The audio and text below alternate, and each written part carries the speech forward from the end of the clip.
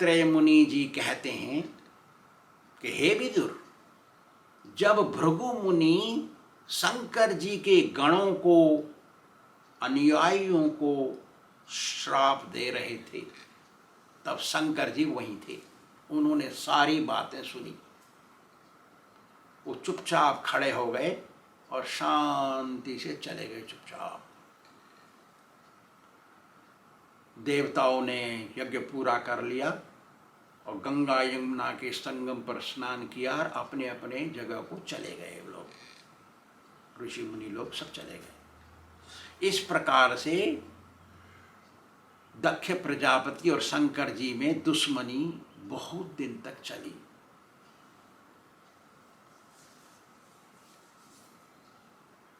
दक्ष प्रजापति घमंडी थे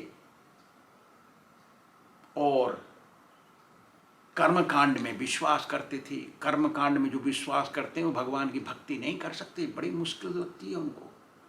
कर्मकांड, ज्ञानकांड केवल विषय भांड। जो कर्मकांड करते हैं पंडित लोग, वो भगवान के भगत नहीं बन सकते, उनका दिल नहीं है भगवान। कर्मकांड दिल को कठोर कर देता है, याद रखिए। भगत का दिल नरम रहता है, कठोर दिल नरम नहीं हो सकता, बड़ा मुश्किल होता है उनको। तो दक्ष प्रजापति ने निर्णय लिया, मैं भक्तों का सम्मान नहीं करूंगा। शंकर जी तो भगवान के भगत हैं, सबसे बड़े भगत वही हैं। वैष्णवानाम यथा शंभु, सभी वैष्णवों में, सभी कृष्ण भक्तों में सबसे श्रेष्ठ वैष्णव शंकर जी हैं, शास्त्र कहता है। तो दक्ष प्रजापति ने यज्ञ अनुष्ठान किया, वाजपेयी यज्ञ किया पहले। उसमें नहीं बुलाया वैष्णवों को, शंकर जी को नहीं बुलाया, किसी भी वैष्णव को नहीं बुलाया। वाजपेयी यज्ञ करने के बाद फिर बृहस्पति सब यज्ञ किया। उसमें भी शंकर जी को और वैष्णवों को, जैसे 4 कुमार हैं, सनक सनंदन सनातन सनत कुमार नारद मुनि, इन लोगों को नहीं बुलाया। वाजपेयी उसको कहते हैं कच्चे दूध में उबला हुआ दूध मिला के, उसमें दही मिला के वाजपेयी नाम के एक देवता की पूजा करना, उसको वाजपेयी यज्ञ कहते हैं। और बृहस्पति सब यज्ञ उसको कहते हैं, जड़ी बूटियों के रसायन से बृहस्पति देवता की पूजा करने को वो बृहस्पति सब यज्ञ कहते हैं। बृहस्पति यज्ञ में, बृहस्पति सब यज्ञ में सारे देवी देवताओं को बुलाया, ऋषि मुनियों को बुलाया, लेकिन शंकर जी, नारद मुनि और 4 कुमारों को नहीं बुलाया। जब देवता लोग अपने विमानों में बैठ करके पत्नियों के साथ आ रहे थे, पत्नी और देवता आपस में जोर जोर से बात कर रहे थे कि हम जा रहे हैं दक्ष प्रजापति के यज्ञ में, बहुत बढ़िया उपहार मिलेंगे हमको, बहुत अच्छा प्रसाद खाने को मिलेगा और इत्यादि इत्यादि बात कर रहे थे। सती ने सुन लिया कैलाश पर्वत से। सुनने के बाद अरे मेरे पिताजी यज्ञ कर रहे हैं, निमंत्रण तो आया नहीं, चलते हैं अपने पति जी के पास। शंकर जी के पास आई, विनम्रता से हाथ जोड़ के बोली, हे पतिदेव, मेरे पिताजी एक बहुत बड़ा यज्ञ कर रहे हैं। सारे देवी देवता लोग विमानों में बैठ बैठ करके जा रहे हैं, डेकोरेशन करके, सजा सज। उत्सव में जब जाना चाहिए नए कपड़े पहन के जाना चाहिए, कभी पुराने कपड़ों से उत्सव में नहीं जाना चाहिए, त्योहार में पुराने कपड़े नहीं पहनने चाहिए, ये शास्त्र कहता है। तो सती कहती है अच्छे अच्छे कपड़े पहन के जा रहे हैं। देखिए, हे पतिदेव, यदि आप बुरा न माने तो हम भी चले वहां। हम मतलब 2, मैं नहीं, अकेले नहीं, मैं शब्द नहीं कहा, हम चले वहां। मेरी भी इच्छा है वहां जाने की। हमारी बहनें वहां मिलेंगी, वो भी आई होंगी वहां। मैं बहुत दिनों से अपनी बहनों से नहीं मिली हूँ, मेरी मिलने की इच्छा है। माता पिताओं से मिलूंगी मैं वहां, वो मुझे उपहार देंगे, गहने मुझे भी मिलेंगे। इसका मतलब क्या है कि शंकर जी नंग धड़ंगे, विभूति रमाते, उनके पास गहने नहीं है। असती स्त्री को गहने की जरूरत पड़ती है, अच्छे अच्छे कपड़े और गहने की जरूरत पड़ती है। वो कहते हैं मेरे पिताजी माताजी दे देंगी मुझे जाने। और फिर कहती है बड़े बड़े महर्षि महर्षियों ने यज्ञ रचा होगा, वो कैसे रचा है वो देखने को मिलेगा, कैसे करेंगे यज्ञ वो भी देखने को मिलेगा। हे देव, मैं एक स्त्री हूं, स्त्री का चंचल स्वभाव होता है, मुझे शास्त्रों का इतना बड़ा ज्ञान नहीं है, लेकिन मैं जितना मेरे को थोड़ा सा ज्ञान है, अल्प बुद्धि, मैं सोचती हूं कि ये सारी सृष्टि तुमसे निकली है, सारी सृष्टि तुम में है। ऐसा तो है नहीं, लेकिन कह रही है, क्योंकि अर्ध ज्ञान बहुत खतरनाक होता है। थोड़ा सा ज्ञान, जैसे प्राइमरी स्कूल का ज्ञान होता है, और पीएचडी की कुर्सी पर बैठा दो, क्या बोलेगा वो, ऐसी बात है। इन पंडितों में पूरा ज्ञान नहीं होता है, याद रखिए इस बात को। हे पतिदेव, ये त्रिगुणात्मक सारी सृष्टि आपके अंदर है, आप पर ही रेस्ट करती, आप ही सारी सृष्टि का पालन करते हैं। देखिए क्या बोल रही है। ये अल्पज्ञानी लोग ऐसा ही सोचते हैं, वो सोचते हैं कि शंकर जी सृष्टि करता है, उनसे ही सारी सृष्टि निकली है, वही पालन कर रहे हैं। दुर्गा जी सृष्टि के आधार हैं, उनसे सृष्टि निकली है, वही सारी सृष्टि को प्रलय कर देंगे, ऐसा बोलते हैं पंडित। मेरे को ही बोला एक पंडित जो मेरे यहाँ भागवत पढ़ाने आता था, वो ऐसा ही बोला। हम चुप सुने, करें क्या? अरे कुछ बोलेंगे तो अभी तर्क वितर्क हो जाएगा, और पंडित का ज्ञान ही इतना है, इसलिए वो पंडित है, हम लोग कृष्ण भक्त हैं, फर्क है। कहती है, हे पतिदेव, कौन सी ऐसी बेटी होगी जो अपने पिता के घर में उत्सव है और नहीं जाना चाहेगी? मैं भी जाना चाहती हूं, मेरे दिल में धड़कन चल रही है, मेरी इच्छा है वहीं जाने की।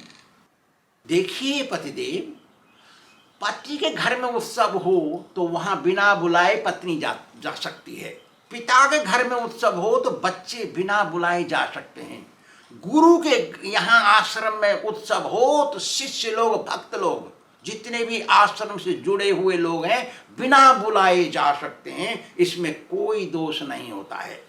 देखिए बोल तो सही रही है बात, इतना तो मालूम है, इतना नहीं मालूम है। देखिए, हे पतिदेव, आप यदि स्वीकार करें मेरी प्रार्थना तो हम चलते हैं वहां। ऐसे कहती है, हे करुणामय, आपने कृपा करके मेरे को आधे शरीर का मालिक बनाया, मैं अब आपकी बाईं तरफ बैठ जाती हूं गोदी में,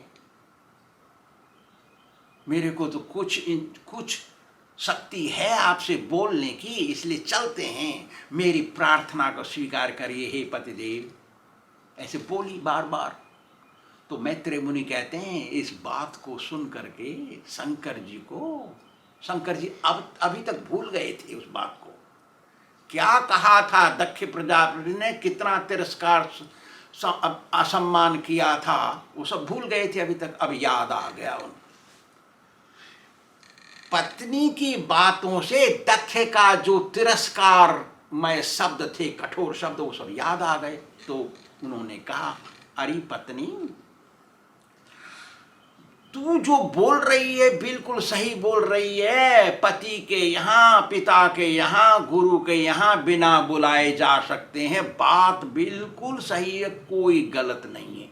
ऐसे बोले, बात भी सही है, गुरु जी के यहाँ आश्रम में उत्सव है, आप जुड़े हुए हैं आश्रम से या गुरु जी के शिष्य हैं, तो आप बिना बुलाए, लेकिन नए कपड़े, देखिए नए कपड़े पहन के जा रहे हैं सब, सती बोल रही है, देवता लोग, देवताओं की पत्नियां नए कपड़े, दो जगह पर नए कपड़े पहनने चाहिए, फंक्शन में और उत्सव में, दो जगह नए कपड़े पहनने चाहिए, इस शास्त्र का विधान है।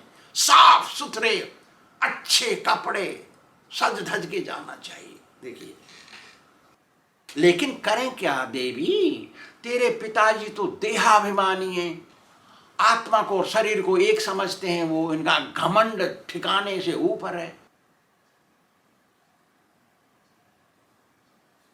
जिसके पास अधिक विद्या हो और वो भगत नहीं है तो उसको अभिमान हो जाता है, जिसके पास धन संपत्ति हो और भक्ति नहीं है वो भी अभिमानी हो जाता है, जिसके पास यश और पोजीशन हो तो वो अभिमानी हो जाता है, जिसके पास हाई बर्थ, मैं ब्राह्मण हूं, देखता नहीं किसी को, सबको नीच समझता है, घमंड हो जाता है। ये अज्ञानी लोग हैं, अज्ञानियों को घमंड होता है। लेकिन जो ज्ञानी हैं, असली भगत हैं, वो विनम्र रहते हैं। वो नहीं सोचते कि मैं ब्राह्मण हूं तू शूद्र है इसलिए भक्ति मत कर, ऐसा नहीं बोलेगा वैष्णव। ब्राह्मण तो दूसरे को देख के सोचेगा ये तो खच्चर है, अब पोथी पंचांग लगाएगा, भिखारियों की तरह घूमेगा सब जगह, कहीं नहीं लगता, उसका पेट नहीं भरता, इसी कारण से, क्योंकि घमंड उसके अंदर। विद्या विवादाय धनम मदाय शक्ति परेशान परपीडनाय खलस्य साधो विपरीत मितरे। भैया सुनो, ये सब खल दुष्ट और साधु जो सज्जन पुरुष होते हैं उनके विपरीत अर्थ होते हैं। धन है ज्यादा तो बांटेगा, सब खिलाएगा, आइए खाइए पाइए बैठिए, सहायता करेगा। जिसके पास ताकत है, यदि दुष्ट है तो वो तो मारेगा सबको, तो वैष्णव वो बचाएगा सबको। विद्या है वो तर्क करेगा सबसे, कुछ किसी की नहीं मानेगा। और यदि वो विद्या है वैष्णव के पास, सबको सिखाएगा, भैया भक्ति करो, नरक में जाएंगे, नहीं जाना चाहिए मनुष्य को, ऐसे सिखाएगा। अरे पत्नी, तेरे पिताजी तो घमंडी हैं बहुत और क्रोध करते हैं, और हम उनके रिश्तेदार लगते हैं, तो वहां जाना अच्छा नहीं है।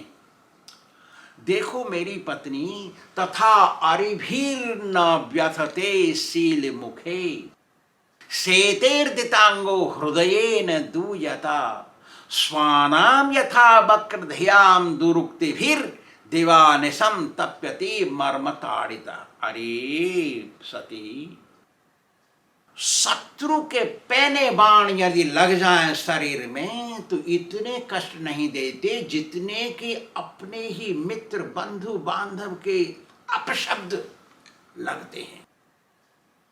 घाव हो जाते हैं शत्रु के बाण से तो कभी नींद आ सकती है, लेकिन जो घाव हो जाता है अपने ही मित्र स्वजन बंधु बांधव के अपशब्दों से, उसमें ना तो दिन में कल पड़ती है ना रात में, वो तो हर समय खटकते हैं अंदर।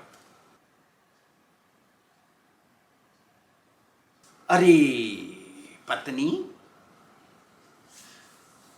जिससे तिरस्कारित हो जाता है, वो तिरस्कार करने वाले का उसी प्रकार से विरोध करता रहता है, अंदर अंदर कुढ़ता रहता है। जैसे दुष्ट लोग, राक्षस लोग भगवान श्री हरि से दुश्मनी करते रहते हैं, कुढ़ते रहते हैं। तू यदि सोचती है कि मेरे पिताजी जब अंदर गए, अंदर आए उस यज्ञ में, सभा में, आप क्यों नहीं खड़े हो गए, उनका सम्मान कर देते। अरे सम्मान थोड़ा खड़े होने में क्या फर्क पड़ता था, आप खड़े क्यों नहीं हो गए। ये तू यदि सोचती है ऐसा नहीं है देवी। मैं ये दुनियादारी में नहीं हूं, ये रिश्तेदारी में मेरा मन नहीं है। मेरा मन तो कन्हैया में लगा रहता हर समय। मैं कृष्ण भक्त बन गया हूं, मैं उल्टा नहीं चल सकता, भौतिक प्रपंच में नहीं पड़ सकता। मैं त्याग मार्ग अपना लिया है, अपने परिवार के संबंध कैसे रखूंगा। अरे देवी तू सुन, मैं कहता हूं, मैंने कृष्ण भक्ति अपना ली है, मेरे अंदर परमात्मा कृष्ण कन्हैया एक्टिव रूप से रहते हैं। जिसने भक्ति कर ली, जिसका हृदय शुद्ध हो गया, वही परमात्मा एक्टिव रूप में रहेंगे, खिले हुए खेल करते हैं अंदर परमात्मा। तो मुझे भौतिक प्रपंच से कोई मतलब नहीं। याद रखिए, जो साधु बन गया, जिसने लाल कपड़े पहन लिए, या त्यागी बन गया वो, और घर से संबंध रखता है, उसको कभी मोक्ष नहीं मिलेगा। उसकी आदत बन गई है घर से संबंध रखने की, गलत है वो, याद रखिए। अरे देवी, सत्यम विशुद्धम वसुदेव शाब्दितम यदि यते तत्र पुमान अपावृतः सत्वे च तस्मिन् भगवान वासुदेवो हि अधोख्यजे में मनसा विधीयते। मनसा विधीयते। अरे देवी, जो भगवान की भक्ति दिल से करता है ना, उसका दिल शुद्ध हो जाता है, वो भौतिक तरह से नहीं सोचता। फिर भगवान भगवत गीता में कहते हैं ना, या निशा सर्वभूतानां तस्याम जागृत संयमी यस्याम जागृत भूतानि सा निशा पश्यतो मुने। अरे वो भौतिक मार्ग से संबंध नहीं रखता, उसको तो बोलना भी नहीं आता, भौतिक कैसे बोलते हैं, वो तो आध्यात्मिक मार्ग में मस्त रहता है। वो उसके लिए दिन है भक्ति मार्ग और रात है भौतिक मार्ग। और जो भक्ति मार्ग में नहीं है वो देखता है रात है उसके लिए भक्ति मार्ग, वो नहीं जानता कुछ भी। तो कहते हैं जो भक्ति मार्ग में करते करते उसका दिल शुद्ध हो गया है, वही परमात्मा एक्टिव हो जाता है अंदर। मैं उसको प्रणाम करता हूँ। तेरा पिता अंदर आया था ना, मेरा ससुर, मैंने उसके परमात्मा को प्रणाम किया, लेकिन तेरा पिता घमंडी होने के कारण उसको पता नहीं पड़ा। इसलिए हे देवी, मैंने परमात्मा को प्रणाम किया। अभिवादनशीलस्य नित्य वृद्धोपि सेविनः चत्वारि तस्य वर्धन्ते आयुर्विद्या यशो बलम। जो परमात्मा एक्टिव हो गया है वही वृद्ध है, वही असली वृद्ध है, सबसे बड़ा वही है। उसको प्रणाम करना चाहिए, उसको सम्मान करना चाहिए। ऐसा सम्मान करने से आयु, विद्या, यश और बल, 4 चीज बढ़ती है। अरे देवी, मेरा ध्यान तो वासुदेव जी के चरणों में लगा हुआ रहता है हर समय। मैं हर समय उन्हीं का ध्यान करता हूं। हे देवी, यद्यपि दक्ष प्रजापति आपके पिता हैं और आप उनकी बहुत प्यारी बेटी हैं और आपका जन्म उनसे ही हुआ है, तो भी आप वहां मत जाओ, क्योंकि अपूज्या यत्र पूज्यन्ते पूज्य पूजा व्यतिक्रम त्रयी तत्र भविष्यन्ति दुर्भिक्षम मरणम ध्रुवम। अरे देवी, वहां मत जाओ, क्योंकि वहां पर पूज्यों का तो तिरस्कार होता है और अपूज्यों का प्रणाम किया जाता है। मत जाओ उधर। जहां पर पूज्यों का तिरस्कार होता है, असली भक्तों का तिरस्कार होता है, दिखावटियों का पूजा होता है, ऐसी जगह पर जाना अच्छा नहीं है। क्यों? वह 3 चीज रहती हैं। कौन कौन सी? दुर्भिक्ष, इनसफिशियंसी अंग्रेजी में कहते हैं, हिंदी में मालूम नहीं क्या बोलते हैं, मरण और भय, 3 चीज रहती है वहां।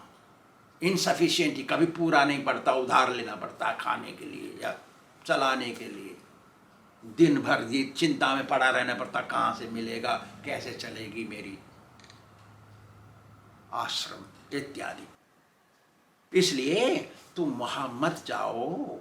अरे पत्नी, ये अपराधी है, वो बहुत अपराध किया है उसने, मेरा कोई अपराध नहीं था, फिर भी मुझे इतने अपशब्द बोले, तुम वहां मत जाओ। यदि तू मेरी बात न मान करके वहां जाएगी, तेरा भला नहीं होगा। ये भी कह दिया। देखिए, दोनों तरह से भगत दोनों तरह से कह देता है, कपट नहीं रखता है। भगवान को कपटी आदमी पसंद नहीं है। कपटी उसको कहते हैं जो बोलता है और कुछ रखता है अंदर, सारी बात नहीं बोल देता है या कुछ बोलता है और दूसरी तरह से सोचता है और पीछे से काम करता है, सामने से नहीं करता है, घुमा फिरा के करता है, पता नहीं लगने देता है। इसको कहते हैं कपटी। मोहि कपट छल छिद्र न भावा ते नर मोह सपने नहीं पावा। भगवान बोल रहे हैं इस बात को, तो वो सपने में भी नहीं देखते उसको। दूसरी बात छोड़ो, आशीर्वाद कभी नहीं मिलेगा कपटी को। तो कह रहे हैं शंकर जी, तुम वहां मत जाए, यदि मेरी बात नहीं मानेगी तेरा भला नहीं होगा। वो आदमी ठीक नहीं है, यद्यपि रिश्तेदार है, फिर भी अपमानी के पास नहीं जाना चाहिए, क्योंकि वहां मृत्यु रहती है।